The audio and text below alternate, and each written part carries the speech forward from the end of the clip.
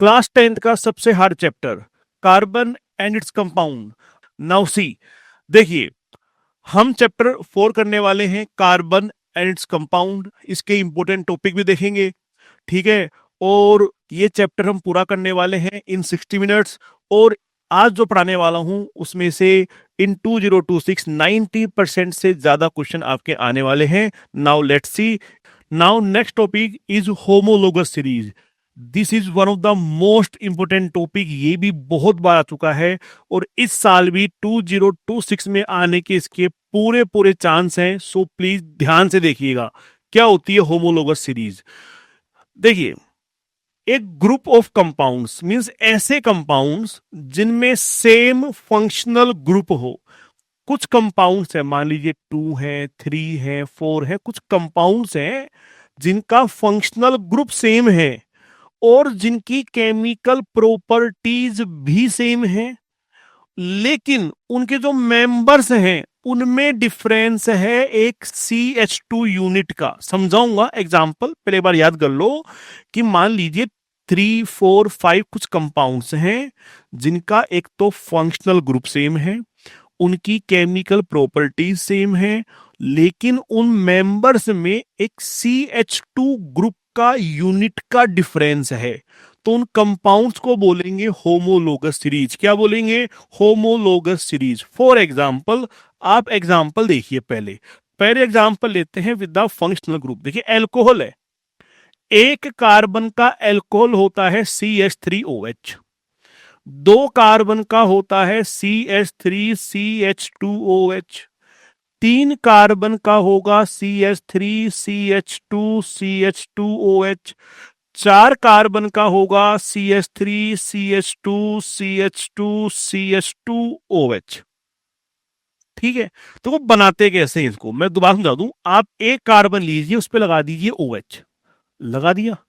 अब कार्बन का एक ही बॉन्ड बना हुआ है, उसकी वैलेंसी कितनी होती है? 4, 3 बाकी हैं तो 3 लगाएंगे H, तो ये बन गया CH3OH। आपने लिए 2 कार्बन, उस पे लगा दो OH, सेकंड पे लगा दो OH, फिर यहां 2 बॉन्ड दिख रहे हैं आपको, 2 बाकी हैं तो 2 आएंगे H, एक दिख रहा है, 3 बाकी हैं, 3 आएंगे H, तो ये बनेगा CH3CH2OH। ऐसे आप बाकी भी बना सकते हैं, ठीक है, ऐसे आप बाकी भी बना सकते हैं। तो मैंने बनाए 4 एल्कोहल, 1 कार्बन का, 2 कार्बन का, 3 कार्बन का, 4 कार्बन का। अब देखिए, ये हैं 4 कंपाउंड। अब डेफिनेशन, चारों में functional group OH OH OH OH, चारों में फंक्शनल ग्रुप सेम है। अगर फंक्शनल ग्रुप सेम है तो प्रॉपर्टी भी क्या होंगी? सेम। तो आप इन चारों को देखिए, पहली कंडीशन थी फंक्शनल ग्रुप सेम हो, सेम है। सेकंड कंडीशन है सिमिलर केमिकल प्रॉपर्टी हो, वो सेम होगी। और थर्ड कंडीशन है कि सक्सेसिव मेंबर्स में डिफरेंस होना चाहिए एक CH2 यूनिट या CH2 ग्रुप का। अब आप फर्स्ट और सेकंड को देखिए, इन दोनों को देखिए, तो इन दोनों में यहां 1 कार्बन है, यहां 2 कार्बन है, मींस 1 कार्बन ज्यादा है। यहां कितने H हैं? 3 हैं। यहां कितने H हैं? 5 हैं, यानी कि 2 H ज्यादा है, यानी कि CH2 ज्यादा है। तो आप देख लो, CH3 यहां है, CH3 यहां है, यहां CH3 है, यहां भी CH3 है, बट क्या एक्स्ट्रा है? CH2। ऐसे यहां देख लो, CH3 CH2 है, वो यहां भी है, बट क्या एक्स्ट्रा है? CH2। CH3 CH2 CH2 यहां भी है, क्या एक्स्ट्रा है? CH2। तो सक्सेसिव मेंबर में एक CH2 ग्रुप का डिफरेंस होता है। तो आई होप डेफिनेशन क्लियर हो गई होगी कि फर्स्ट कंडीशन है सेम फंक्शनल ग्रुप होना चाहिए, सेकंड सिमिलर प्रॉपर्टी होंगी, एंड थर्ड सक्सेसिव मेंबर में एक CH2 ग्रुप का डिफरेंस होगा। Such compound are known as homologous series. ये क्वेश्चन काफी बार आया है कि एल्कोहल के फर्स्ट 2 मेंबर, फर्स्ट 3 मेंबर बनाइए, तो आपको ऐसे बना के आना है। मान लीजिए एल्डिहाइड के बनाने हो, एल्डिहाइड बड़ा सिंपल है, 1 कार्बन लिया, इसी को ही आप एल्डिहाइड बना दो, इसी एक को ही बना दो और बगल में लगा दो H। फिर आपको 2 कार्बन लेने हैं, इसको बना दो C double bond OH, aldehyde बना दिया। ये एक बच गया, 1 बॉन्ड दिख रहा है, तो बाकी 3 कौन आएंगे? हाइड्रोजन। आपको 3 कार्बन लेने हैं, एक को बना दो C डबल बॉन्ड OH, बच गए दो। इसके 2 बॉन्ड दिख रहे हैं तो 2 कौन आएंगे H, एक बॉन्ड दिख रहे हैं तो 3 कौन आएंगे H। ऐसे आप किसी के भी होमोलोगस सीरीज के फर्स्ट सेकंड थर्ड मेंबर बना सकते हो। मान लीजिए कीटोन का बनाना है, तो कीटोन में ध्यान रखना, मैंने पहले भी बताया था, कम से कम 3 कार्बन होंगे, बीच वाले पे लगाना है C डबल बॉन्ड O। तो इधर क्या आ जाएगा, एक बॉन्ड बना हुआ है तो 3 क्या आएंगे H, एक बॉन्ड बना हुआ है 3 क्या आएंगे H। तो ये बना कीटोन का फर्स्ट मेंबर। सेकंड, आपको लेने हैं 4 कार्बन, इन दो बीच वालों में से किसी भी एक पर C डबल बॉन्ड O लगा दो। मान लो मैंने यहां लगा दिया, अब इसका एक बॉन्ड दिख रहा है, 3 बाकी हैं तो 3 कौन आएंगे H। 2 दिख रहे हैं, 2 बाकी हैं तो 2 कौन आएंगे H। एक दिख रहा है, 3 बाकी हैं तो 3 कौन आएंगे H। ऐसे आप कीटोन के भी होमोलोगस मेंबर बना सकते हैं। देखिए अब आते हैं एल्केन, एल्किन और एल्काइन के एग्जाम्पल, बड़े सिंपल हैं। एल्केन का फर्स्ट मेंबर कल हमने देखा था, वो होता है CH4, सेकंड मेंबर होता है C2H6, थर्ड मेंबर होता है C3H8 एंड सो ऑन, आप बना सकते हैं। एल्कीन का फर्स्ट मेंबर था C2H4, सेकंड मेंबर था C3H6। कल हमने बनाए थे, थोड़ी देर पहले हमने क्या बनाया था, C4H8, C5H10 and so on.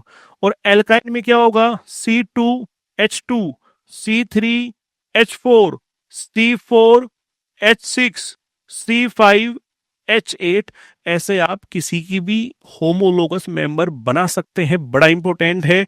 तो दोबारा देखते हैं डेफिनेशन, ऐसे कंपाउंड्स जिनमें सेम फंक्शनल ग्रुप हो, केमिकल प्रॉपर्टी सेम हो एंड उनके सक्सेसिव मेंबर में डिफरेंस हो CH2 यूनिट का। अब देखिए होमोलोगस सीरीज की कुछ कैरेक्टरिस्टिक्स हैं। पहली, कि जितने भी मेंबर होते हैं ऑफ ए सीरीज, उन्हें एक जनरल फॉर्मूला से रिप्रेजेंट किया जा सकता है। जैसे मान लीजिए ये मेंबर्स हैं, इनका जनरल फॉर्मूला होता है CnH2n+2, इनका जनरल फॉर्मूला होता है CnH2n, इनका जनरल फॉर्मूला होता है CnH2n-2। इन्हें एक जनरल फॉर्मूला से रिप्रेजेंट किया जा सकता है ऑल मेंबर्स को। सेकंड, सक्सेसिव मेंबर में डिफरेंस किसका होता है, एक CH2 यूनिट का डिफरेंस होता है, जो कि हम देख चुके हैं। और आप देखिए कार्बन जो है भाई, डिफरेंस किसका है, CH2 का। कार्बन का मास 12, 2 हाइड्रोजन का मास 2, तो कितना हो गया 14। सक्सेसिव मेंबर्स के मोलिकुलर मासेज में 14U का डिफरेंस होता है। एक कार्बन का 12, 2 हाइड्रोजन का 2, 14U का डिफरेंस होता है between the molecular masses of successive member. Remember this point, काफी इंपॉर्टेंट है। लास्ट पॉइंट है इस होमोलोगस सीरीज में, वो क्या, तो वो समझाता हूं।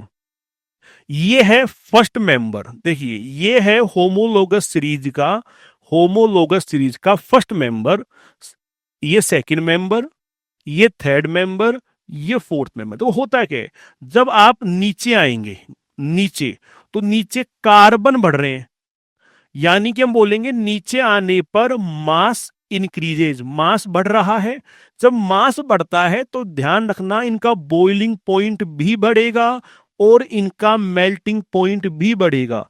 यानी कि अगर बात करूं इन पांचों में, सबसे ज्यादा मेल्टिंग पॉइंट इसका, उससे कम इसका, उससे कम इसका, सबसे कम इसका। इनमें बात करूं सबसे ज्यादा मेल्टिंग पॉइंट इसका, उससे कम इसका, उससे कम इसका, सबसे कम इसका। यहां बात करूं सबसे ज्यादा बॉइलिंग पॉइंट इसका, फिर C2H6 का और सबसे कम CH4 का। तो नीचे आ रही हो तो इनका मोलिकुलर मास बढ़ रहा है, और मोलिकुलर मास जब बढ़ता है तो boiling point and melting point बढ़ता है, यानी कि फिजिकल प्रॉपर्टी बढ़ती है। तो ये पॉइंट याद रखिएगा कि शोज ग्रेडेशन, मतलब वैल्यू बढ़ेंगी in physical properties as the molecular mass increases. कि जब नीचे आ रहे हो तो मोलिकुलर मास बढ़ेगा तो फिजिकल प्रॉपर्टी जैसे कि मेल्टिंग पॉइंट, बॉइलिंग पॉइंट में ग्रेडेशन होगा, मतलब वो वैल्यूज भी बढ़ेंगी।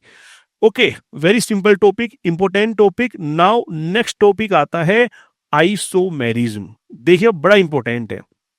देखिए क्या होता है, सपोज कीजिए दो कंपाउंड है, दो कंपाउंड है जिनका मोलिक्यूलर फॉर्मूला सेम है, दो कंपाउंड है जिनका मोलिक्यूलर फॉर्मूला सेम है, लेकिन उनकी प्रॉपर्टीज प्रॉपर्टीज डिफरेंट है।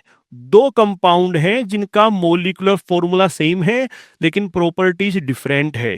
फॉर एग्जांपल, मान लीजिए आपने कोई मूवी देखी है जिसमें कोई एक एक्टर डबल रोल में है, लाइक जुड़वा देखी होगी, जुड़वा 2 देखी होगी, तो उसमें वो एक्टर दो रोल में होता है, वो दोनों दिखते सेम है, दोनों दिखते सेम है मीन्स उनका मोलिक्यूलर फॉर्मूला सेम है, लेकिन उन दोनों का बिहेवियर, प्रॉपर्टीज, आदतें, रहन सहन अलग अलग होता है, मीन्स उन दोनों की प्रॉपर्टीज अलग अलग हैं, तो उन दोनों को बोलेंगे आइसोमर्स। और जो फिनोमिना है, this process is known as isomerism. तो ऐसे क्या होता है, दो कंपाउंड हैं, तीन कंपाउंड ले सकते हो, चार ले सकते हो, टू और मोर इन शॉर्ट, तो दो या दो से ज्यादा कंपाउंड हैं जिनका मोलिकुलर फॉर्मूला सेम है लेकिन प्रॉपर्टीज अलग अलग हैं, तो उनको कहते हैं isomers and this phenomena is known as isomerism. हमारे दो एग्जांपल हैं, देखिए दोनों को पढ़ते हैं। पहला एग्जांपल है पेंटेन का, पहला एग्जांपल है हमारे पेंटेन का, पेंटेन C5H12, तो वो बड़ा सिंपल है, देखना हमें पता है पेंटेन है तो 5 कार्बन होंगे ऐसे, हम बाकी वैलेंसी पूरी कर लेते हैं। एक बॉन्ड दिख रहा है तो 3 कौन होंगे H, दो बॉन्ड दिख रहे हैं तो 2 कौन होंगे H, दो कौन होंगे H, दो कौन होंगे H, एक दिख रहा है तो 3 कौन होंगे H। अब वो करेंगे क्या, यहां से आपको करना क्या है, इस ग्रुप को तोड़ना है, जैसे फूल तोड़ते हैं, फूल तोड़ते हैं, इसको तोड़ा, इसको तोड़ना है, और तोड़ के देखो इस सेकंड कार्बन पे लगाना है, तो मैं लगा रहा हूं, वो है CH2, CH कर देंगे और इसका जो एक H है बदले में इसको दे देंगे ताकि हो जाए CH3। तो कोई ये बन गया, कुछ क्या किया, तोड़ा, सेकंड कार्बन पे लगाया, बदले में एक H इसको दे दिया ताकि इसकी वैलेंसी 4 रहे। अगेन क्या करेंगे, अगेन हम इसको तोड़ेंगे और अगेन लगाएंगे सेकंड कार्बन पे, इसको तोड़ेंगे और लगाएंगे सेकंड कार्बन पे। तो देखो अभी इसके पास CH है, एक H है, ये H निकाल लेंगे और बदले में दे देंगे इस CH2 को, तो बन जाएगा CH3। तो तोड़ते जाना है, तो आपने अगेन CH3 को तोड़ा, सेकंड पे लगा दिया, तो ये 3 बन गए। अब आप देख लो तीनों का फॉर्मूला है C5H12, काउंट कर लीजिए, इसमें 5 carbon 5 carbon 5 carbon, 12H 12H 12H, तीनों का फॉर्मूला सेम है लेकिन तीनों की प्रॉपर्टीज अलग अलग हैं, तो ये तीनों कहलाएंगे isomers and this phenomena is known as isomerism. ऐसे क्वेश्चन आ चुके हैं 2023 और 2025 में, क्वेश्चन आया है in the MCQ related with the isomerism. क्या कुछ आपको कुछ मॉलिक्यूल दे दिए और कहा इनके बारे में क्या करेक्ट है, जब भी पूछे कि भैया ये आइसोमर्स है या नहीं, please check the molecular formula, जो भी मॉलिक्यूल गिवन है उनका फॉर्मूला गिन लो, कितने कार्बन है कितने हाइड्रोजन है, अगर उनका फॉर्मूला सेम आ रहा है तो वो आइसोमर्स हो सकते हैं, बट अगर फॉर्मूला डिफरेंट है तो कभी भी आइसोमर्स नहीं होंगे। ये बड़ा इंपॉर्टेंट है, आई होप ये एग्जांपल समझ में आया होगा। ब्यूटेन का एग्जांपल इससे भी सिंपल है। ओके, नेक्स्ट नेक्स्ट टॉपिक है, काफी इंपॉर्टेंट टॉपिक है, काफी इंपॉर्टेंट टॉपिक है, और टॉपिक का नाम है केमिकल प्रॉपर्टीज, केमिकल प्रॉपर्टीज या रिएक्शंस ऑफ कार्बन कंपाउंड। अब हम रिएक्शन पढ़ने वाले हैं, टोटल 4 टाइप की रिएक्शन है, first combustion, second oxidation, third one addition reaction, और फोर्थ आती है सब्स्टिट्यूशन रिएक्शन। तो मैं आपको ओवरऑल आइडिया इसका मैं दे दूं आपको। देखिए 4 तरह की रिएक्शन है। फर्स्ट है कंबशन रिएक्शन, फर्स्ट है कंबशन रिएक्शन। कंबशन का मतलब होता है बर्निंग, कि हम कंपाउंड्स को बर्न करें तो क्या होगा ये बताना है। सेकंड है इसमें एडिशन रिएक्शन, कि कंपाउंड पर हम किसी का एडिशन करवा दें, किसी चीज का एडिशन करवा दें। थर्ड वन आएगी ऑक्सीडेशन रिएक्शन, कि जो मॉलिक्यूल या कंपाउंड है उसका ऑक्सीडेशन करवा दें। और फोर्थ आएगी सब्स्टिट्यूशन रिएक्शन, एक तरह का डिस्प्लेसमेंट होता है इसके अंदर। सब्स्टिट्यूशन में एक एटम दूसरे एटम को डिस्प्लेस करता है, डिस्प्लेसमेंट करता है, एक्सचेंज करता है, रिप्लेस करता है, उन्हें कहते हैं सब्स्टिट्यूशन रिएक्शन। चार हैं, हमें चारों में इक्वेशंस याद करनी है, तो now see one by one. पर देखो कंबशन, कंबशन का मतलब क्या होता है? बर्निंग। हम किसी कंपाउंड को बर्न कर रहे हैं इन प्रेजेंस ऑफ एयर या ऑक्सीजन। तो जब किसी कंपाउंड को बर्न किया जाता है एयर या ऑक्सीजन की प्रेजेंस में, तो उसे कहते हैं कंबशन। सेकंड पॉइंट, कंबशन को ऑक्सीडेशन रिएक्शन भी कहते हैं। क्या कहते हैं? Oxidation reaction. तीन एग्जाम्पल है, देखिए बड़ा सिंपल है, मैं आपको अलग से समझाता हूं। फर्स्ट है कार्बन। कार्बन को बर्न करना है तो करेंगे ऑक्सीजन के साथ। तो ध्यान रखना, carbon always form CO2। Carbon क्या बनाता है? CO2। ये तो बनेगा बनेगा, प्लस इसमें निकलेगी हीट। हीट निकल रही है मतलब एक्सोथर्मिक रिएक्शन है, और प्लस यहां निकलेगी लाइट। क्या निकलेगी? लाइट। सेकेंड एग्जांपल, मान लो आपने लिया CH4, मीथेन लिया, इसको बर्न कर रहे हैं। तो ध्यान रखिएगा, कार्बन जो है वो हमेशा CO2 बनाएगा, हाइड्रोजन जो है वो बनाएगा H2O। वो क्या बनाएगा? H2O फिक्स है। और साथ में क्या निकलेगी? हीट। क्या निकलेगी? हीट। अब इसको बैलेंस कर लेते हैं। ध्यान रखें, जितने कार्बन है, एक कार्बन है तो एक CO2। कितने हाइड्रोजन है? चार। जितने हाइड्रोजन है उसके आधे, यानी कि 2H2O। और अब ऑक्सीजन बैलेंस कर लेंगे, इधर है 2 और 2 4 ऑक्सीजन है, तो यहां 2 से मल्टीप्लाई कर लेंगे ताकि इधर भी 4 हो जाए। देखो नेक्स्ट एग्जांपल लेते हैं एथेनॉल का। नेक्स्ट एग्जांपल लेते हैं एथेनॉल का। देखिए CH3CH2OH, इसको बर्न करना है ऑक्सीजन की प्रेजेंस में। तो कितने कार्बन है? दो। जितने कार्बन उतनी CO2, तो यहां बनेंगे 2 CO2। कितने हाइड्रोजन है? 3 2 5 6। 6 है, आधे कर दो 3। 3 बनेंगे H2O, और प्लस क्या निकलेगी यहां से? Heat plus light. बैलेंस कर ले, गिन लो ऑक्सीजन, यहां है 7 ऑक्सीजन।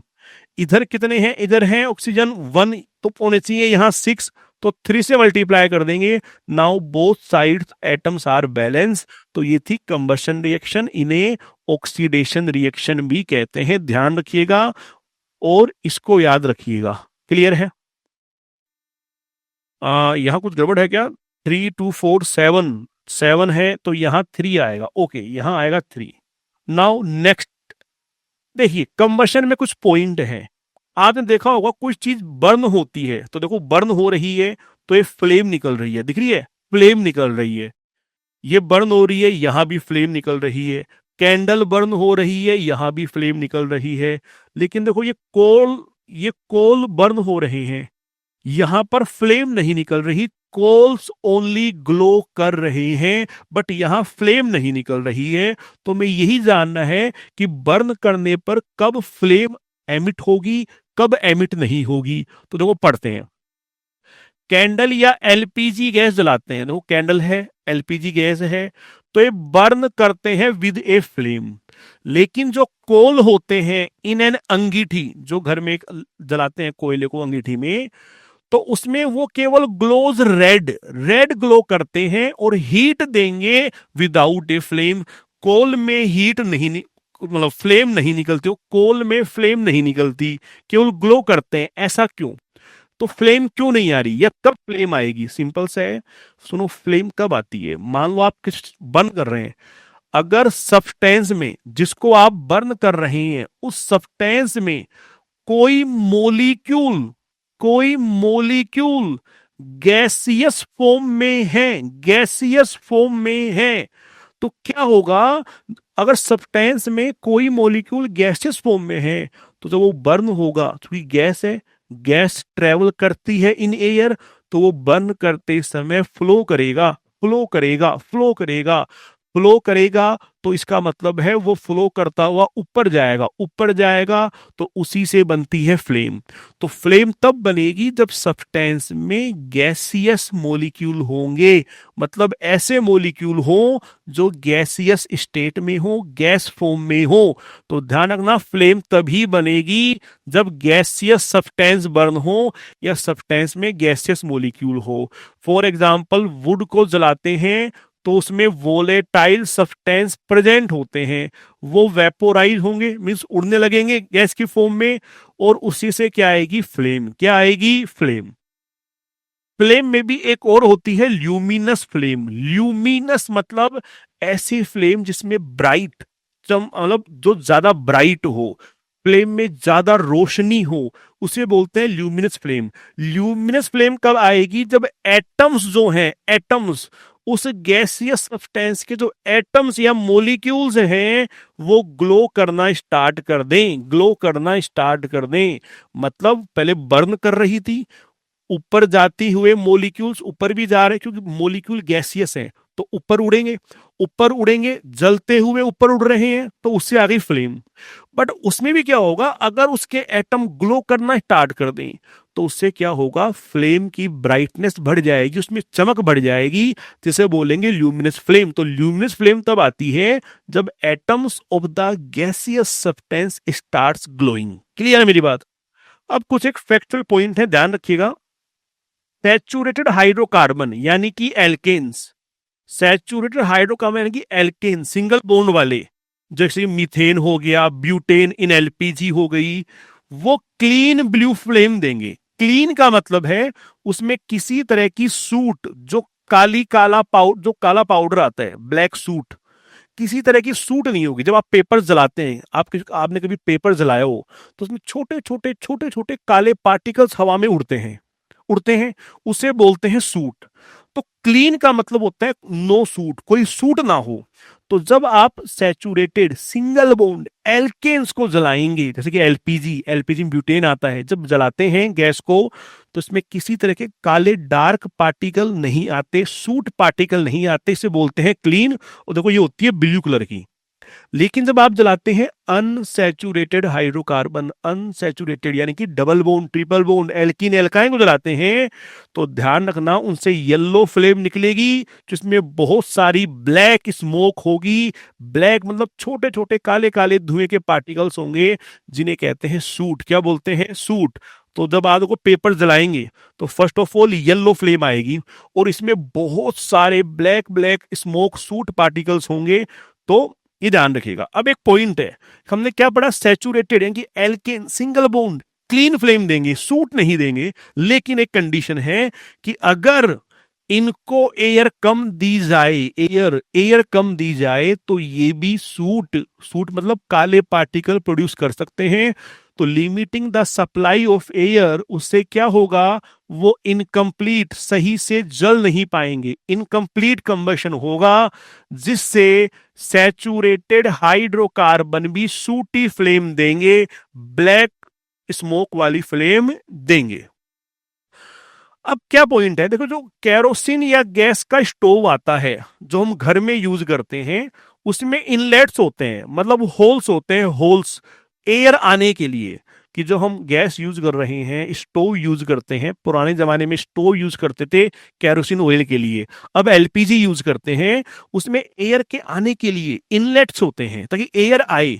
एयर आएगा तो उससे क्या होगा, कंप्लीट कंबशन। अगर एयर कम रह गई तो इनकम्प्लीट कंबशन होगा, जिससे क्या होगा, वो पूरा जलेगा नहीं। तो दो चीजें होंगी, पूरा जलेगा नहीं तो एक तो फ्यूल वेस्ट हो रहा है, फ्यूल वेस्ट हो रहा है, और जलेगा नहीं तो ब्लैक सूट आएगी जो कि हमारे यूटेंसिल को, चीजों को ब्लैक करके खराब कर देगी। इसलिए हम इनलेट छोड़ते हैं ताकि ऑक्सीजन आती रहे, वो कंप्लीट कंबशन करे। तो क्या करते हैं, इनलेट होते हैं ताकि जो मिक्सचर है वो बर्न हो और क्लीन ब्लू फ्लेम मिले। और दूसरा, जो हमारे बॉटम्स होते हैं ऑफ द कुकिंग वेसल्स, बर्तनों के जो बॉटम्स होते हैं वो ब्लैकन, कभी कभी काले पड़ जाते हैं। काले क्यों पड़ जाते हैं, क्योंकि जो वो इनलेट होते हैं, जो होल्स होते हैं, वो ब्लॉक हो जाते हैं। ऑक्सीजन आना, एयर का आना कम हो जाता है, फ्यूल करेगा इनकम्प्लीट कंबशन, सही से जल नहीं पाएगा, उससे क्या होगा, फिर सूटी फ्लेम आएगी, तो सूटी फ्लेम आती रहेगी और वो बर्तनों के बॉटम को काला कर देगी, तो इससे बर्तन भी काले होंगे, खराब होंगे, और दूसरा फ्यूल भी क्या होगा, वेस्ट। ये सब पॉइंट इंपोर्टेंट है, अच्छे हैं, इन्हें आप ढंग से अच्छे से समझ के याद कर लीजिएगा। नाउ नेक्स्ट सेकेंड रिएक्शन है, देखिए ऑक्सीडेशन, सिंपल सा है। ऑक्सीडेशन लेसन 1 में पढ़ा है, क्या होता है, एडिशन ऑफ ऑक्सीजन, ऑक्सीजन का ऐड होना, या होता है रिमूवल ऑफ हाइड्रोजन, हाइड्रोजन का निकलना। क्या तो ऑक्सीजन ऐड कर दो, ऑक्सीजन को ऐड करना इज नोन एज ऑक्सीडेशन, या हाइड्रोजन को रिमूव कर दो, हाइड्रोजन का निकलना is known as oxidation. Example क्या है, एथेनॉल, एक ये इंपॉर्टेंट है, CH3CH2OH, ये है एथेनॉल, हमें करवाना है ऑक्सीडेशन, उसके लिए हम लेंगे ऑक्सीडाइजिंग एजेंट। दो ऑप्शन है, याद करने हैं, क्या तो एल्कलाइन यानी कि बेसिक मीडियम में लेंगे KMnO4, बेसिक मीडियम में KMnO4 लेंगे, थोड़ा सा हीट करेंगे, या फिर और हम ले लेंगे acidified K2Cr2O7, means potassium dichromate लेंगे, एसिडिक मीडियम में लेंगे, एसिड मिला के लेंगे और थोड़ा सा कर देंगे हीट। ये आपको याद रखना है। तो होगा क्या, ये हमने लिए ऑक्सीडाइजिंग एजेंट, क्या तो KMnO4 या K2Cr2O7, ये कोई भी लोगे तो ये करवाएंगे उसका ऑक्सीडेशन। ऑक्सीडेशन मतलब रिमूवल ऑफ हाइड्रोजन, तो ये 2 हाइड्रोजन आपको रिमूव कर देने हैं, फिर एडिशन ऑफ ऑक्सीजन, और फिर एक O लगा देना है। पहले 2 बच निकालने हैं, रिमूवल ऑफ हाइड्रोजन, फिर एक O ऐड करना है, एडिशन ऑफ ऑक्सीजन, तो ये बनेगा COOH। देखिए COOH, तो हमने वो यहां से 2 H निकाले थे, रिमूवल ऑफ हाइड्रोजन, फिर एक O लगाया था, तो ये बन जाएगा CH3COOH, एथेनोइक एसिड। अच्छी रिएक्शन है, आई नहीं है 1-2 साल में, आ सकती है, कीप रिमेंबर। नाउ नेक्स्ट है एडिशन रिएक्शन, सिंपल से एडिशन रिएक्शन एक तरह की कॉम्बिनेशन रिएक्शन है, जो हमने लेसन 1 में पढ़ी है, कॉम्बिनेशन, उन्हीं को बोलते हैं एडिशन रिएक्शन।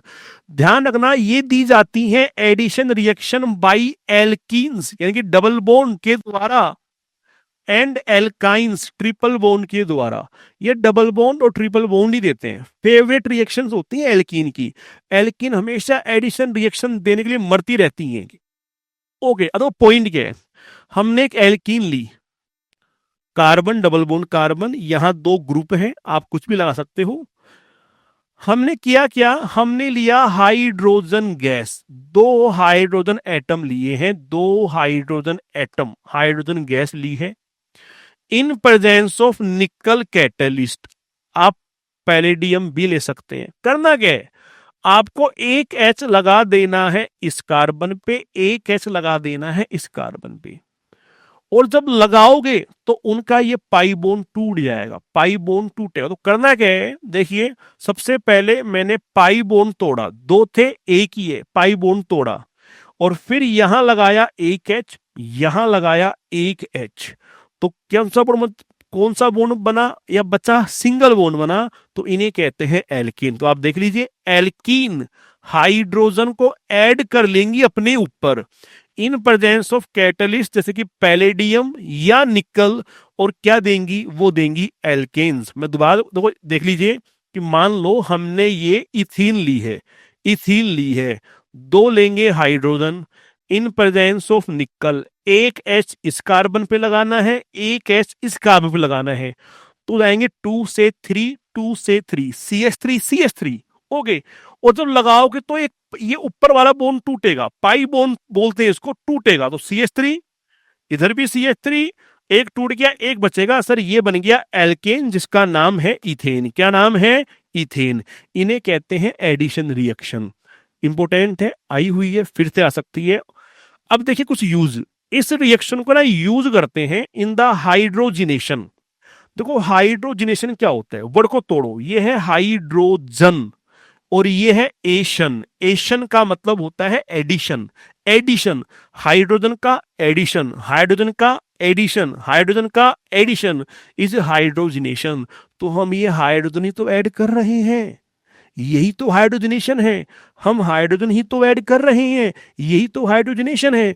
तो इस रिएक्शन को यूज करते हैं एडिशन या बोल दो हाइड्रोजनेशन ऑफ वेजिटेबल ऑयल्स। जो वेजिटेबल ऑयल्स आता है, जैसे कि वनस्पति ऑयल आता है, वनस्पति मींस वेजिटेबल, वेजिटेबल से आने वाले ऑयल उन्हें बोलते हैं हिंदी में वनस्पति ऑयल।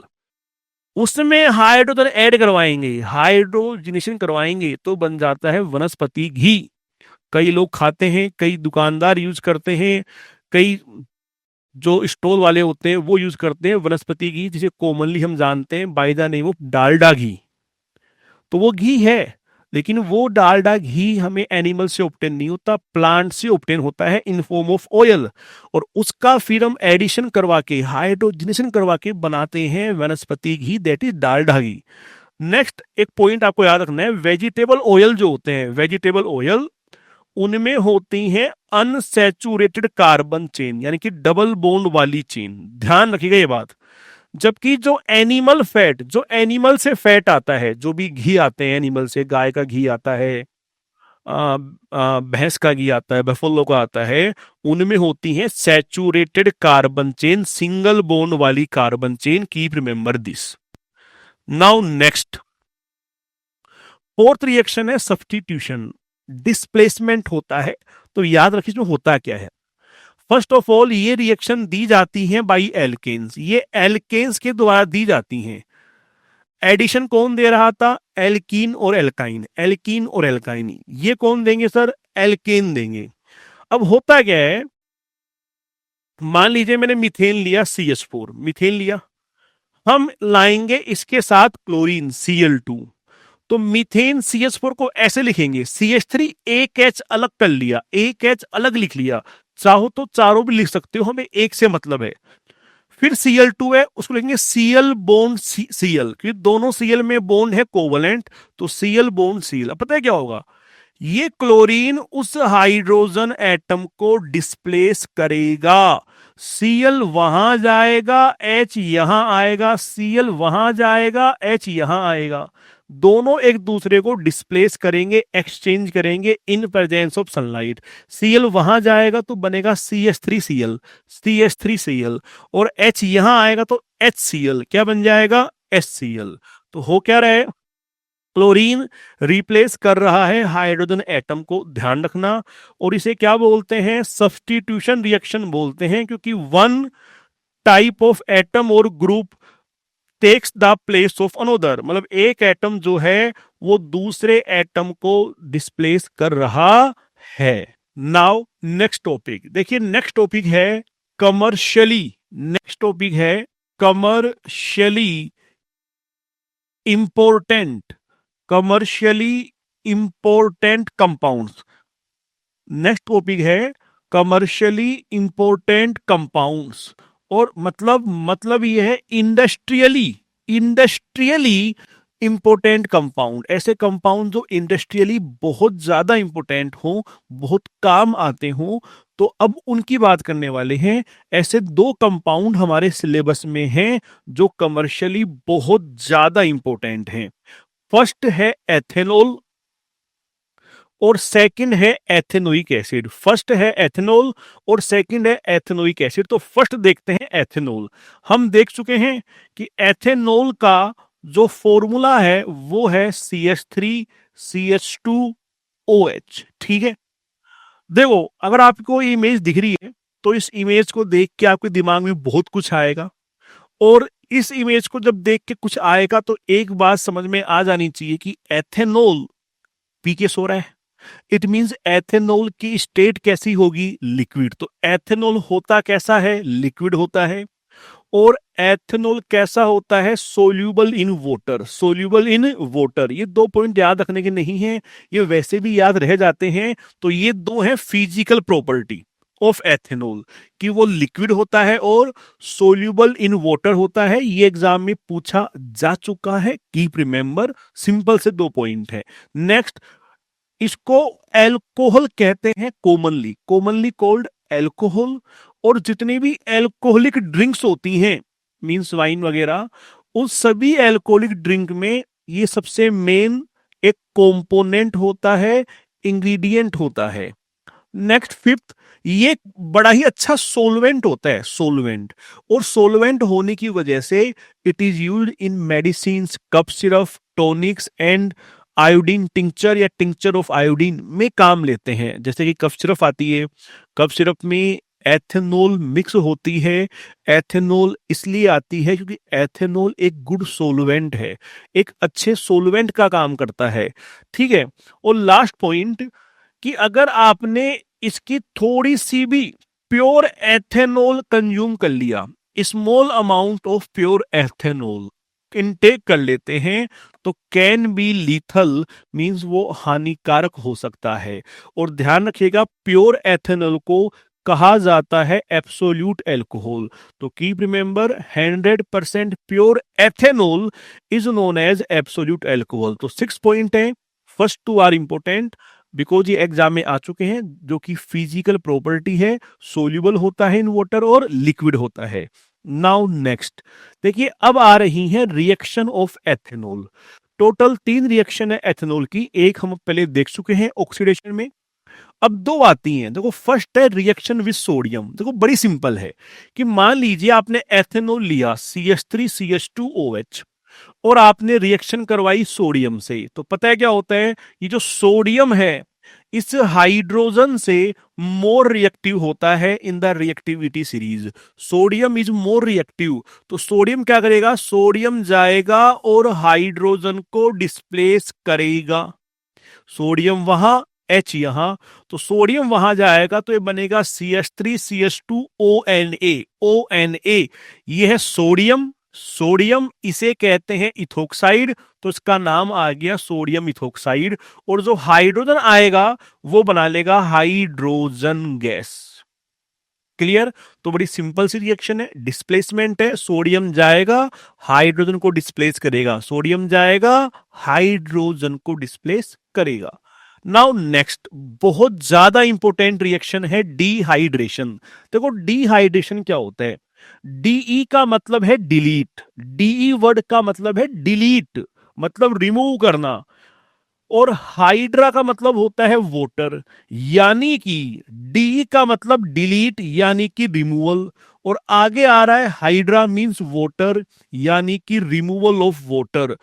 अगर वोटर रिमूव हो रहा है, वोटर निकल रहा है, तो वोटर का removal is known as dehydration. तो यहां होगा क्या, एथेनॉल जो हमारे पास है उस एथेनॉल में से वोटर का रिमूवल होने वाला है, वोटर निकल जाएगा, it is known as dehydration.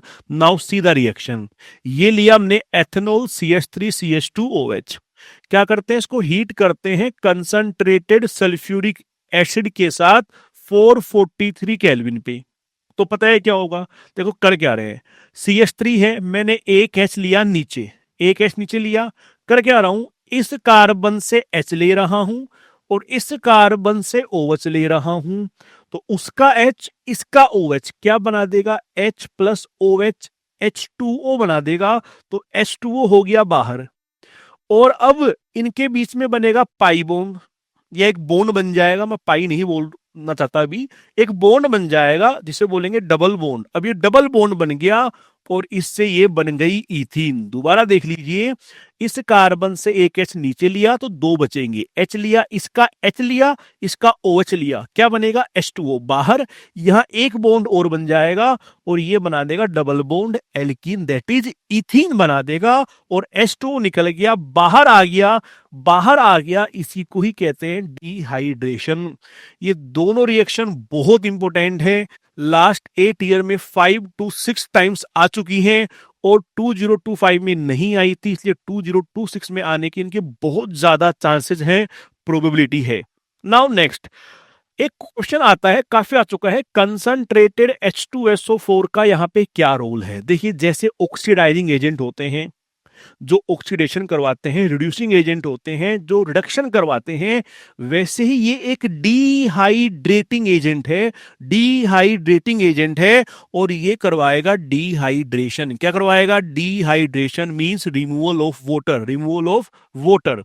तो देखिए क्या रोल है, ये रिगार्ड होता है एज ए डिहाइड्रेटिंग एजेंट जो कि रिमूव करता है वाटर फ्रॉम एथेनॉल या एल्कोहल। क्लियर है? इंपोर्टेंट है, बहुत ज्यादा इंपोर्टेंट है। नाउ नेक्स्ट देखिए, नेक्स्ट एक पॉइंट है। करते क्या है, एथेनॉल को मेड अनफिट, इसको अनफिट बनाया जाता है फॉर ड्रिंकिंग, कि हर कोई पी न ले या हर कोई पी न सके, इसलिए इसको ड्रिंकिंग के लिए अनफिट बनाया जाता है। कैसे? By adding poisonous substance like methanol to it. उसमें मेथेनॉल मिलाते हैं। क्या मिलाते हैं? मेथेनॉल। मेथेनॉल जो है वो पॉइजनस होता है, ध्यान रखिएगा। इसमें डाइज भी मिलाते हैं, डाइज भी मिलाते हैं। क्यों मिलाते हैं? ताकि इसमें कलर आ जाए, एल्कोहल में कलर आ जाए, ताकि कलर से हम पहचान सके कि ये एल्कोहल है और इसको गलती से पी ना जाए। तो दो चीजें मिलाते हैं, एक पॉइजनस सब्सटेंस मेथेनॉल मिलाते हैं और एक मिलाते हैं डाइज, जो कि उसमें कलर देता है। ऐसा मिला करके एथेनॉल को अनफिट बनाते हैं फॉर ड्रिंकिंग। अब ऐसा करने के बाद, मींस मेथेनॉल और डाइज मिलाने के बाद, उसको अनफिट करने के बाद जो एल्कोहल बनेगा, जो एल्कोहल बनेगा उसे कहते हैं डीनेचर्ड एल्कोहल। क्या कहते हैं? Denatured alcohol. मैं फिर से कह दूं, अनफिट क्यों बनाते हैं? ताकि उसको गलती से पी ना जाए, उसको पहचान सके स्मेल से, कलर से कि ये एल्कोहल है। आप वाइन को इसलिए पहचान पाते हैं कि वो वाइन है क्योंकि उसमें एक तो स्मेल होती है और एक उसका कलर होता है। इन दो वजह से आप पहचान पाते हैं कि वाइन है, और अगर आप गलती से पी ना जाएं तो इसको कहते हैं denatured alcohol. Now next, next जो हमारा है वो है एथेनोइक एसिड। एथेनोइक एसिड दूसरा कमर्शियली इंपोर्टेंट कंपाउंड है, काफी इंपोर्टेंट है ना। फर्स्ट पॉइंट, इसका कॉमन नेम होता है एसेटिक एसिड। कॉमन नेम क्या होता है? Acetic acid. दूसरा, अगर हम बनाएं 5 to 8% solution in water, means ये है कि आपने क्या किया, आपने मान लीजिए 100 ml सॉल्यूशन बनाया, 100 ml, 100 ml सॉल्यूशन बनाया, जिसमें मान लीजिए हमारा एथेनोइक एसिड जो है 5 to 8 ml है। Can be 5 ml, 6 ml, 7 ml और 8 ml, कि 100 ml सॉल्यूशन है, लेकिन हमारा जो एसिड है वो 5 to 8 ml है। तो इसकी कितनी परसेंट आएगी? 5 to 8%। 100 में लिया है तो परसेंटेज भी कितनी आएगी? 5 to 8। तो इसका ये मतलब है कि 100 ml सॉल्यूशन में एसिड 5 to 8 ml है। तो जब हम एथेनोइक एसिड यानी कि एसेटिक एसिड का 5 to 8% सॉल्यूशन बनाते हैं, 5 to 8% सॉल्यूशन बनाते हैं, तो उसे कहते हैं विनेगर। क्या बोलते हैं? विनेगर। नेक्स्ट, विनेगर जो है यूज होता है as a preservative, as a preservative in pickles. मतलब प्रिजर्वेटिव जो खाने को प्रिजर्व करें, खाने को प्रिजर्व करें, तो ये अचार वगैरह को प्रिजर्व करने के काम आता है। लास्ट पॉइंट सबसे इंपॉर्टेंट है, क्या? किसका जो फ्रीजिंग पॉइंट है, फ्रीजिंग पॉइंट वो केवल 17 डिग्री सेल्सियस होता है। 17 डिग्री सेल्सियस मतलब एथेनोइक एसिड 17 डिग्री सेल्सियस पे फ्रीज कर जाएगा, जम जाएगा। अब होता क्या है, विंटर में जब हमारे यहाँ का टेम्परेचर 5 डिग्री, 4 डिग्री, 3 डिग्री जाता है, जो कि इसके फ्रीजिंग पॉइंट से कम है, तो विंटर में आकर के एथेनोइक एसिड फ्रीज करने लग जाता है, जमने लग जाता है। ठीक है, तो होता क्या है, इसका प्योर एथेनोइक एसिड का जो फ्रीजिंग पॉइंट है वो है 17 डिग्री सेल्सियस, एंड हेंस ये फ्रीज कर जाता है during winter in cold climate. इसलिए इसका नाम क्या पड़ गया? Glacial acetic acid. नाम क्या पड़ गया? ग्लेशियल एसेटिक एसिड कहा जाता है। काफी इंपोर्टेंट पॉइंट है, आ चुका है, keep remember. Now next point, next point ध्यान रखना कि जो एथेनोइक एसिड है, हमने देखा है इन द नोमेनक्लेचर कि एथेनोइक एसिड क्या है? एक कार्बोक्सिलिक एसिड है। ध्यान रखिएगा कि कार्बोक्सिलिक एसिड जो है वो वीक एसिड्स होते हैं, स्ट्रोंग नहीं होते। ओके, अब आती है इसकी रिएक्शंस। काफी इंपोर्टेंट है, फर्स्ट सेकंड दोनों इंपोर्टेंट है, दोनों आ चुकी हैं। देखिए, फर्स्ट है एस्टरिफिकेशन। देखिए एस्टरिफिकेशन तो देखिएगा, हम देख चुके हैं कि ये जो ग्रुप है C double bond O O H, जिन कंपाउंड में ये ग्रुप होता है उन्हें कहते हैं कार्बोक्सिलिक एसिड। अब वो करना क्या है, अगर एच की जगह आर लगा दूं, एच की जगह आर लगा दूं, तो इन्हें कहा जाता है एस्टर्स। तो फर्स्ट ऑफ ऑल कोई आपसे पूछे एस्टर्स क्या होते हैं, एस्टर्स किन्हें कहते हैं, तो क्या कहेंगे, the compound which contain C O O R functional group. ऐसे कंपाउंड जिनमें फंक्शनल ग्रुप कौन सा हो, सी ओ ओ आर हो। अगर कंपाउंड में C double bond O O R functional group है तो उन्हें एस्टर कहा जाता है। क्या कहा जाता है, एस्टर। अब देखिए रिएक्शन क्या है, रिएक्शन का नाम है एस्टेरिफिकेशन रिएक्शन। ये नाम क्यों पड़ा है, because in this reaction ester form as a product. इस रिएक्शन में जो प्रोडक्ट बनेगा वो एक एस्टर बनता है, इसीलिए reaction is known as esterification reaction. अब ध्यान दीजिएगा, हम समझते हैं कि ये रिएक्शन है क्या। तो रिएक्शन है किसकी, एथेनोइक एसिड की। देखो CH3 C double bond O O H, ये है एथेनोइक एसिड। इसकी रिएक्शन देखो हम करवाएंगे एथेनॉल, जो कि अभी हमने पढ़ा है। एथेनॉल से करवाई जाएगी in presence of concentrated H2SO4। हमने अभी देखा है कंसंट्रेटेड H2SO4 एक डिहाइड्रेटिंग एजेंट है। क्या करवाएगा, डिहाइड्रेशन करवाएगा, मींस रिमूवल ऑफ वाटर। तो यहां भी वाटर रिमूव होगा, दो कैसे रिमूव होगा, इसका OH और इसका H, इसका तो OH तोड़ लेंगे या ले लेंगे, और इसका ले लेंगे H, इसका ले लेंगे H।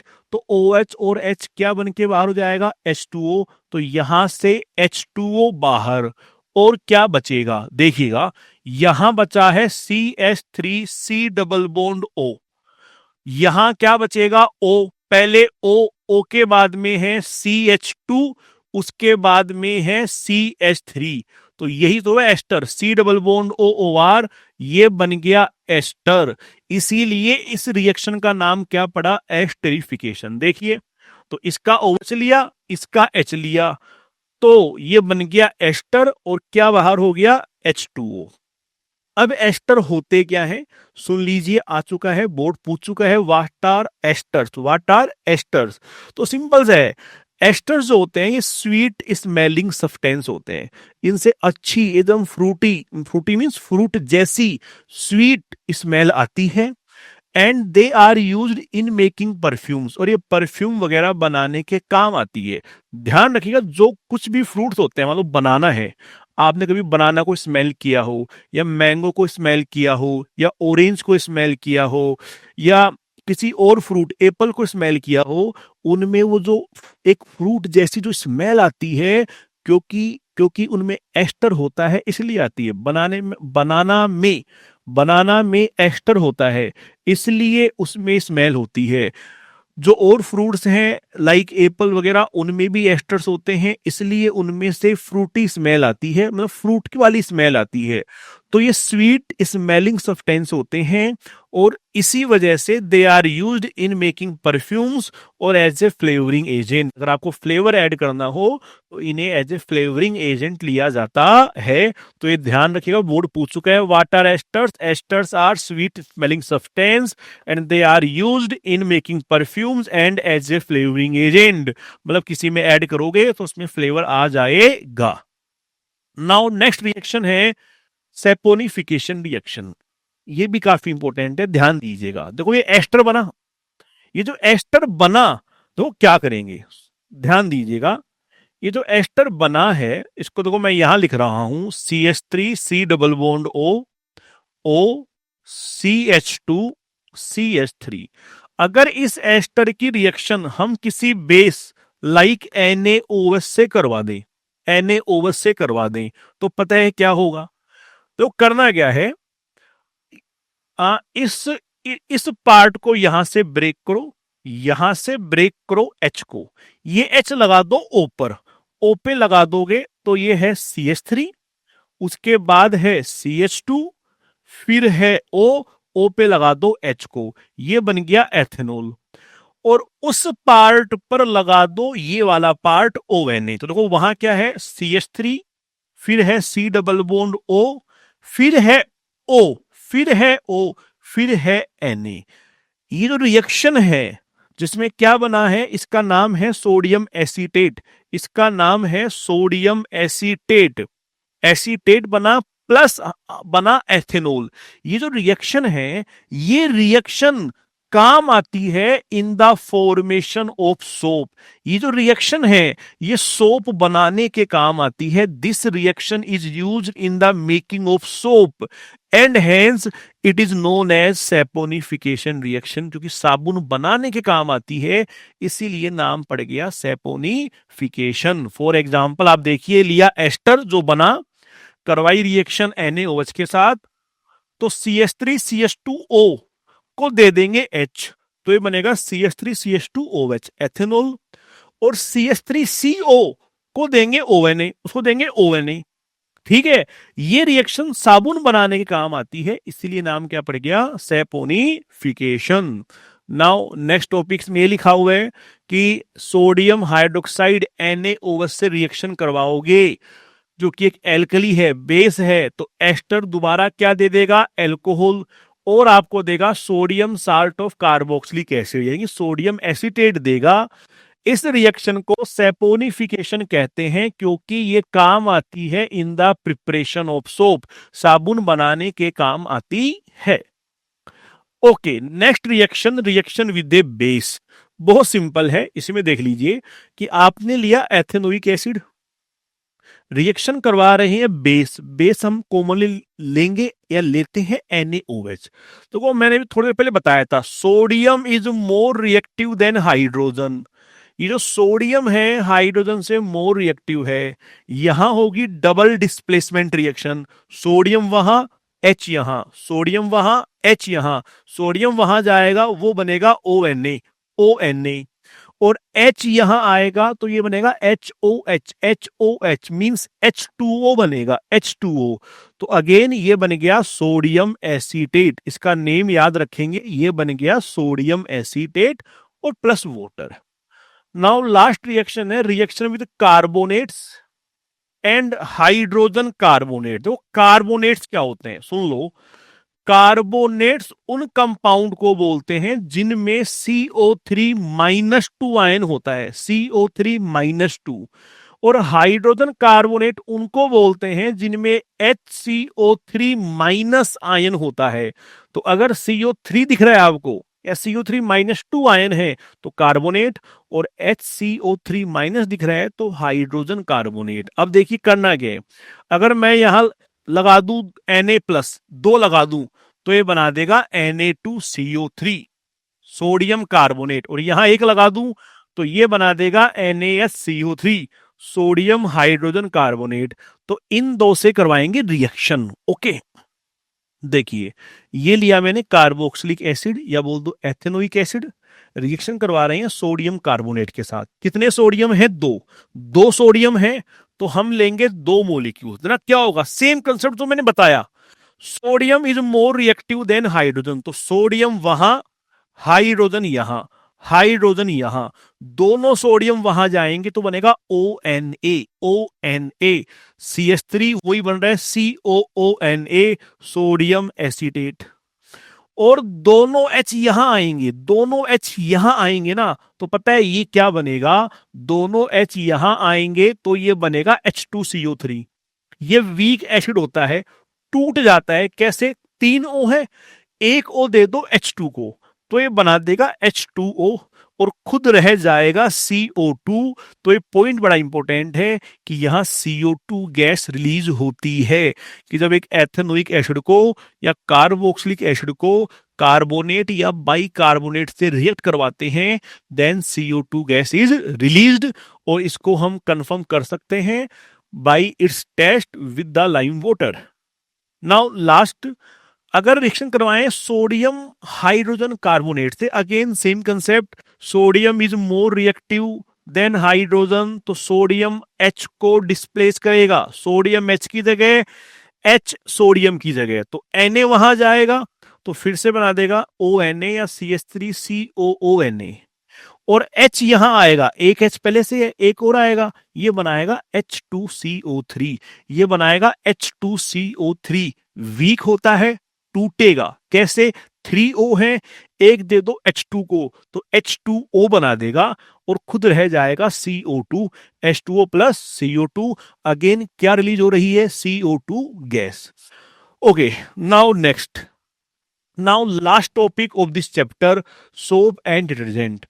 इस टॉपिक से इसी साल 2025 में क्वेश्चन आया था, तो 2026 में आने के चांस कम है, बट टॉपिक इंपॉर्टेंट है, तो अगेन एक या दो नंबर का क्वेश्चन इससे आ सकता है, रिपीट हो सकता है। देखिए क्या होते हैं सोप्स, क्या होते हैं पहले देखते हैं। सोप्स किसे कहते हैं? तो देखिए हमने क्या पढ़ा है कि जिन कंपाउंड में COOH ग्रुप होता है, COOH, उन्हें कहते हैं कार्बोक्सिलिक एसिड। ठीक है, अब मान लीजिए यहां एक ग्रुप लगा हुआ है, कोई ग्रुप है सर, कोई ग्रुप है, और वो जो ग्रुप है उसमें कार्बन्स बहुत ज्यादा है, कार्बन्स बहुत ज्यादा है, लार्ज नंबर ऑफ कार्बन्स है, लार्ज नंबर ऑफ कार्बन कितने होते हैं?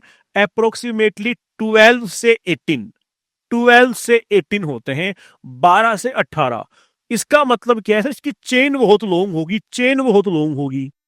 तो हम क्या कर रहे हैं सर? हम एक लॉन्ग चेन, देखो हम क्या कर रहे हैं, हमने क्या लिया? हमने लिया है कार्बोक्सिलिक एसिड, कार्बोक्सिलिक एसिड लिया है, जिसमें ये ग्रुप की चेन बहुत बड़ी है, कार्बन बहुत सारे हैं, तो हमने ले लिया एक long chain carboxylic acid. Clear है मेरी बात? तो करना क्या है, अगर इस लॉन्ग चेन कार्बोक्सिलिक एसिड की रिएक्शन करवा दें, किसके साथ सर? सोडियम के साथ या NaOH के साथ।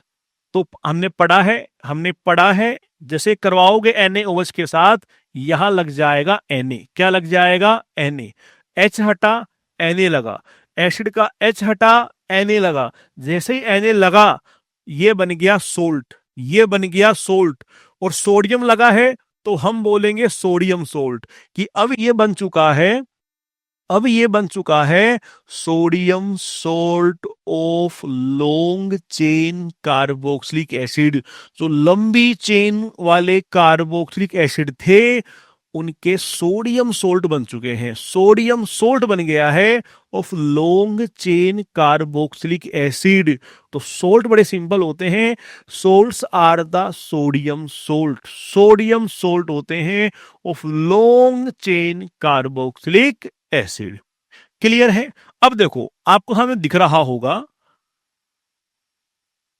आपको दिख रहा होगा ये जो स्ट्रक्चर है, ये में एक सोप की स्ट्रक्चर है, ये था ONa, O minus Na plus, ये है C डबल बॉन्ड ONa, ये लॉन्ग चेन है, ये लॉन्ग चेन है। तो होता क्या है, दिस पार्ट COONa, इस पार्ट को कहते हैं हाइड्रोफिलिक, हाइड्रोफिलिक कहते हैं, और जो ये लॉन्ग चेन है, इस लॉन्ग चेन को कहते हैं हाइड्रोफोबिक। ठीक है, इस पार्ट को हेड भी कहते हैं, हेड, हेड का ही नाम हाइड्रोफिलिक है, और इस पार्ट को टेल कहते हैं, टेल का ही नाम हाइड्रोफोबिक है। अब सुनिए, फिलिक का मतलब देखो, फिलिक वर्ड का मतलब होता है लविंग, फिलिक वर्ड का मतलब होता है loving, liking. Hydro means voter, means जो वोटर को लाइक करे। तो ये जो पार्ट है COONa, ये वोटर को लाइक करेगा तो वोटर से अट्रैक्ट होगा। और देखो phobic, phobia, phobic, phobia, phobic means repelling, जो दूर भागे, डरे, तो ये वोटर से रिपेल होगा, ये वोटर से रिपेल होगा। अच्छा ठीक है, यहां देखिए, ये मैंने वही बताया कि ये COONa है, हाइड्रोफिलिक हेड है, हाइड्रोफिलिक मतलब वोटर को अट्रैक्ट करेगा, ये टेल है, ये वोटर से रिपेल होगा। तो होता गया देखो, जब हम इन्हें, जब हम सोप को, देखो ये एक मैंने बकेट ली, पानी था, जब सोप को, अभी बड़ा इंपॉर्टेंट है, जब सोप को वोटर में डिजोल्व करते हैं, तो ये जो हेड है ये तो वाटर से अट्रैक्ट होगी, तो देखो सभी हेड वोटर में चले जाएंगे, क्योंकि ये वोटर से अट्रैक्ट होंगे, हाइड्रोफिलिक हैं। टेबल कैसी है? फोबिक, रिपेल होगी, तो देखो टेल जो है ये वोटर से दूर है, बाहर है। देखिए सोप्स क्या होते हैं, सोप्स होते हैं sodium salt of long chain carboxylic acid, sodium salt of long chain carboxylic acid. Soap molecule के दो एंड्स होते हैं, एक हाइड्रोफिलिक, फिलिक जो वाटर से अट्रैक्ट होगा, और दूसरा हाइड्रोफोबिक जो कि वाटर से रिपेल होगा। जब वो सोप सरफेस ऑफ वाटर पे होता है तो जो टेल है, tail will not be soluble in water. देखो टेल बाहर है, टेल बाहर है, सोल्यूबल नहीं है।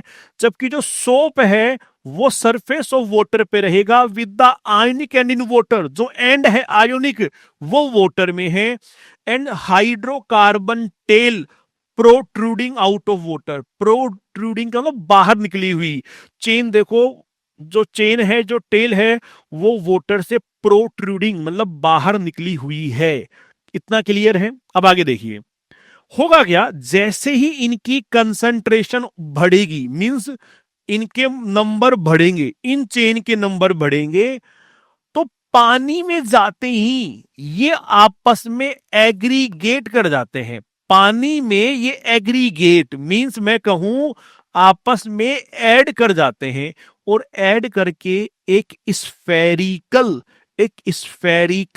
एक यूनिक शेप बना लेते हैं। एक ऐसी स्फेरिकल शेप बना लेते हैं जिसको कहते हैं मिसिल। क्या कहते हैं? मिसिल।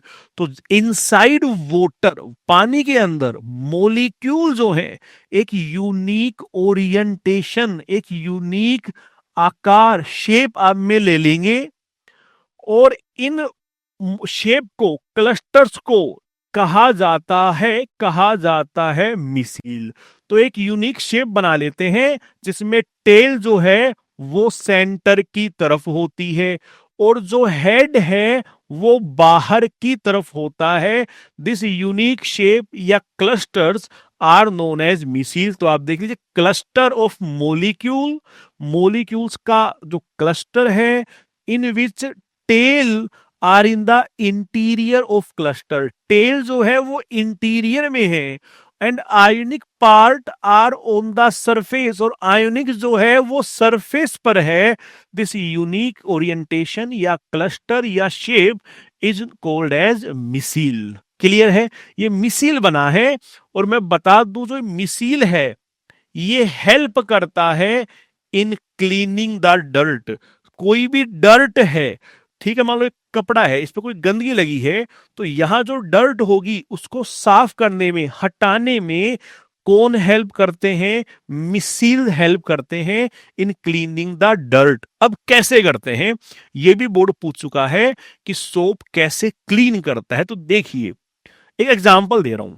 देखिए एक सरफेस है, ये मान लो किसी कपड़े की सरफेस है जिसपे ये लगी है डर्ट, ये लगी है डर्ट। ठीक है, होता क्या है, जब हम कपड़े को, मान लो कपड़ा है, उसको साबुन के पानी में डिप करेंगे तो उस पे लग जाएंगे सोप मॉलिक्यूल और लग करके बना देंगे मिसिल। देखो मिसिल बना देंगे सच दैट कि जो ये डर्ट थी, जो ये डर्ट थी वो डर्ट उसके सेंटर में रहेगी, डर्ट उसके सेंटर में रहेगी।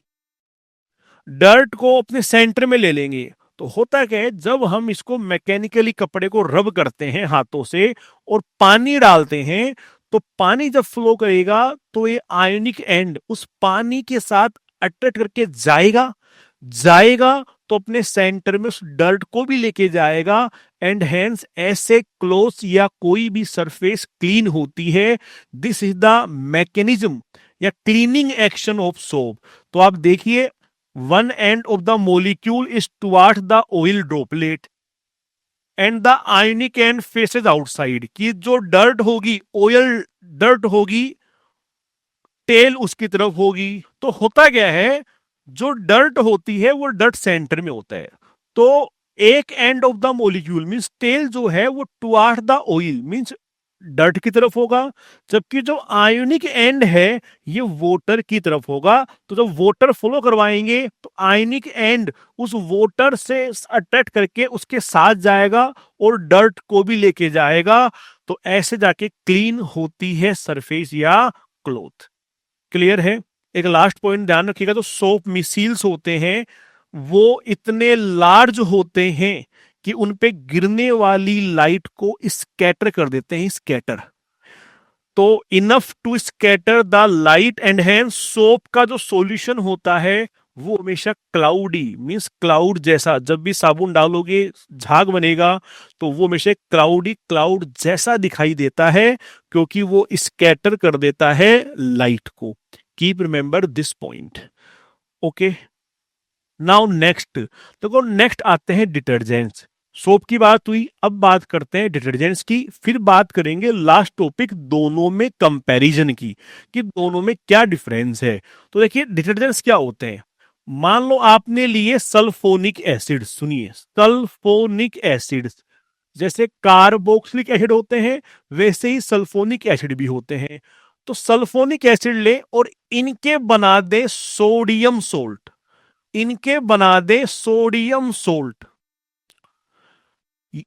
विद क्लोराइड एंड ब्रोमाइड, या फिर हम ले ले अमोनियम सोल्ट, या फिर हम ले ले ammonium salt with chloride and bromide. दो चीजें हैं, एक तो सल्फोनिक एसिड लिया उसका बनाया सोडियम सोल्ट, तो sodium salt of sulphonic acid and ammonium salt with chloride and bromide means Cl minus या Br माइनस आयन के साथ, तो उन्हें बोलेंगे डिटर्जेंट। डिटर्जेंट्स क्या होते हैं? Detergents are the sodium salt of sulphonic acid और अमोनियम सोल्ट।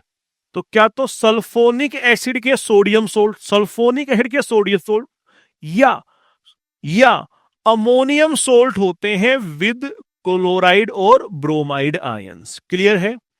नेक्स्ट, डिटर्जेंट जो होते हैं वो शैम्पू बनाने के काम आते हैं और वही क्लीनिंग द क्लोथ, क्लोथ को क्लीन करने के काम भी आते हैं।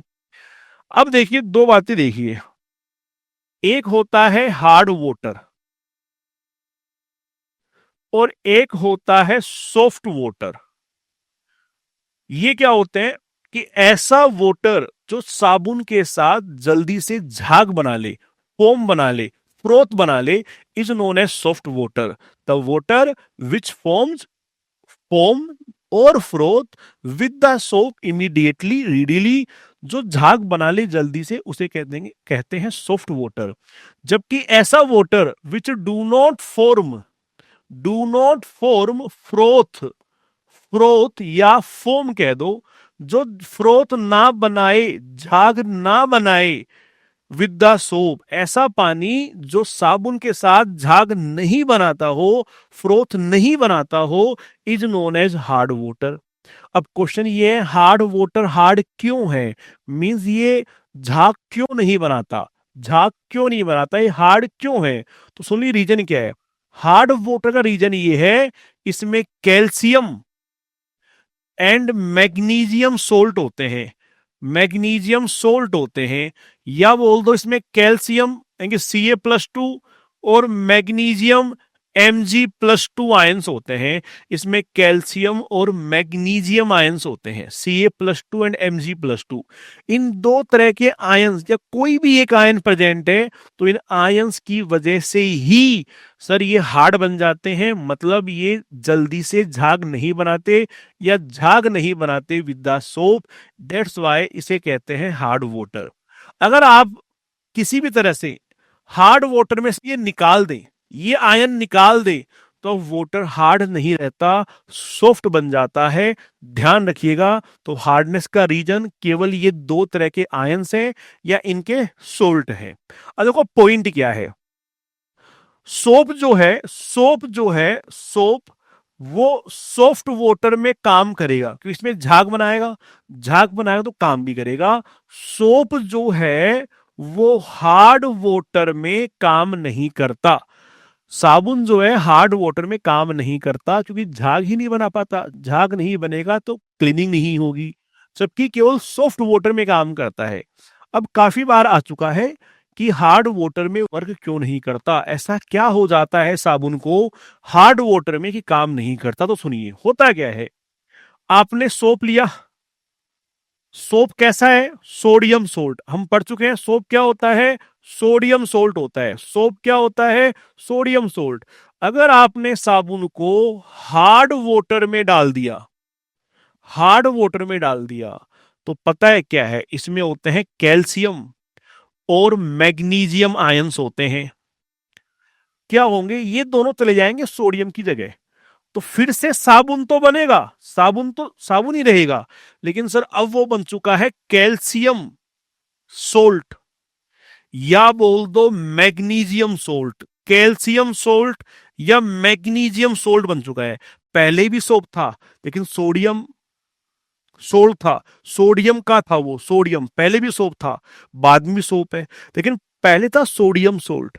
हार्ड वाटर में मिलाया तो उसके कैल्शियम और मैग्नीशियम आयन ने सोडियम को रिप्लेस करके खुद का सोल्ट बना लिया, calcium salt, magnesium salt, calcium salt, magnesium salt बना लिया, लेकिन फिर से सोप बना। तो क्या दिक्कत है सर, सोप तो सोप ही है। दिक्कत है, ये जो सोप होता है, ये जो सोप होता है, ये होता है इनसोल्यूबल, इनसोल्यूबल होता है।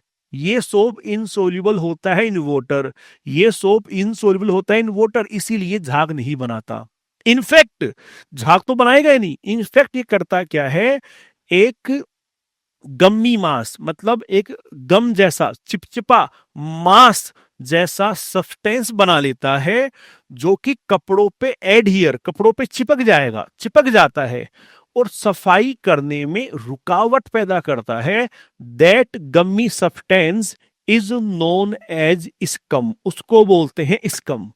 तो जो स्कम होता है क्लीनिंग तो करेगा ही नहीं, बल्कि क्लीनिंग करने में रुकावट को क्रिएट करता है, जिसे कहते हैं स्कम। देखिए, hard water contains calcium and magnesium ion. जब सोप को डिजोल्व करते हैं हार्ड वाटर में, तो एक कैल्शियम और मैग्नीशियम आयंस फॉर्म करते हैं इनसोल्यूबल कैल्शियम और magnesium soap.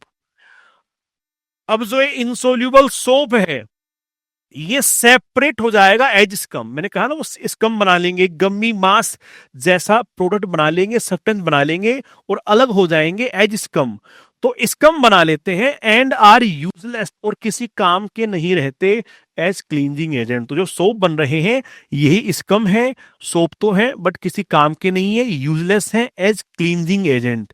Now next, in fact these are hindrance, ये रुकावट क्रिएट करते हैं, हिंड्रेंस क्रिएट करते हैं टू द गुड वॉशिंग। क्योंकि जो प्रिसिपिटेट होता है, मींस स्कम जो होता है, स्कम जो होता है एडहियर, चिपक जाता है on to the fibre of the cloth as gummy mass. ये जो बना ये स्कम था, ये कपड़ों पे चिपक जाएगा एक गम्मी मास की तरह, और कपड़े को गुड क्लीनिंग में, गुड वॉशिंग में रुकावट, हिंड्रेंस क्रिएट करता है। तो ये काफी इंपॉर्टेंट है, दो क्वेश्चन बड़े इंपॉर्टेंट हैं इस टॉपिक में, कि एक तो सोप क्लीनिंग कैसे करते हैं, जो हमने पीछे देखा कि एक टेल होती है, एक हेड होती है। हेड जो है वो हाइड्रोफिलिक है, वाटर के अंदर रहेगा, टेल जो है वाटर के बाहर रहेगी। फिर वाटर में जाने पर वो एक यूनिक क्लस्टर बना लेते हैं जिसे मिसील कहते हैं, वो इंपॉर्टेंट है। एक ये स्कम वाला जो पॉइंट है ये इंपॉर्टेंट है, दो बड़े इंपॉर्टेंट है। नाउ नेक्स्ट, नेक्स्ट आता है सोप और डिटर्जेंट में डिफरेंस। ये भी काफी इंपॉर्टेंट है, काफी बार आ चुका है कि सोप और डिटर्जेंट में, सोप और डिटर्जेंट में क्या डिफरेंस है। तो देखिए, पहला पॉइंट है दोनों की डेफिनेशन, दोनों की डेफिनेशन। सोप्स क्या होते हैं, सोडियम और potassium salt of long chain carboxylic acid. Detergents क्या होते हैं, sodium salt of sulphonic acid और अमोनियम सोल्ट विद क्लोराइड और ब्रोमाइड। फिर हमने देखा सोप जो है हार्ड वाटर के साथ झाग नहीं बनाता, जबकि डिटर्जेंट बनाता है। यानी कि हार्ड वाटर में काम नहीं करेगा, ये हार्ड वाटर में काम करता है। तो सोप लेस इफेक्टिव होते हैं इन हार्ड वाटर, जबकि ये मोर इफेक्टिव होते हैं इन हार्ड वाटर। ये क्लीनिंग एक्शन इनका थोड़ा कम होता है, थोड़ी सफाई कम करते हैं, जबकि डिटर्जेंट्स का जो क्लींजिंग एक्शन होता है वो ज्यादा होता है, सफाई ज्यादा करते हैं। सबसे अच्छा पॉइंट ये ध्यान रखिएगा, सोप्स जो होते हैं वो बायोडिग्रेडेबल होते हैं, मींस अपने आप डिग्रेड कर जाते हैं, एंड हेंस ये किसी तरह का पोल्यूशन नहीं करते। सोप्स आर बायोडिग्रेडेबल, बायोडिग्रेड कर जाते हैं और किसी तरह का पोल्यूशन नहीं करते, जबकि डिटर्जेंट्स आर नॉन बायोडिग्रेडेबल, ये नॉन बायोडिग्रेडेबल होते हैं, अपने आप डिग्रेड नहीं करते। घर से निकलने के बाद हमारे जब घर से निकलते हैं एज वेस्ट, तो ये नेचर में बने रहते हैं, टूटते नहीं हैं, खत्म नहीं होते हैं, एंड हेंस ये पोल्यूशन क्रिएट करते हैं। और लास्ट तुमने देखा सोप क्या बनाता है, स्कम इन हार्ड वाटर, जबकि ये स्कम नहीं बनाते in hard water. So again ये टॉपिक काफी इंपॉर्टेंट था। तो ये हमारा चैप्टर एंड हुआ। This is the end of this chapter. I hope आप लोगों ने इस चैप्टर को काफी एंजॉय किया होगा, आपको काफी समझ में आया होगा, और जो आपकी डाउट्स थी, जो नेगेटिविटी थी इस चैप्टर को लेके, वो दूर हुई होगी। अगर आपको ये अच्छा लगा तो आप इसको सेव कीजिए, सब्सक्राइब कीजिए and share with your friends, ताकि उनका भी कुछ भला हो। Thank you.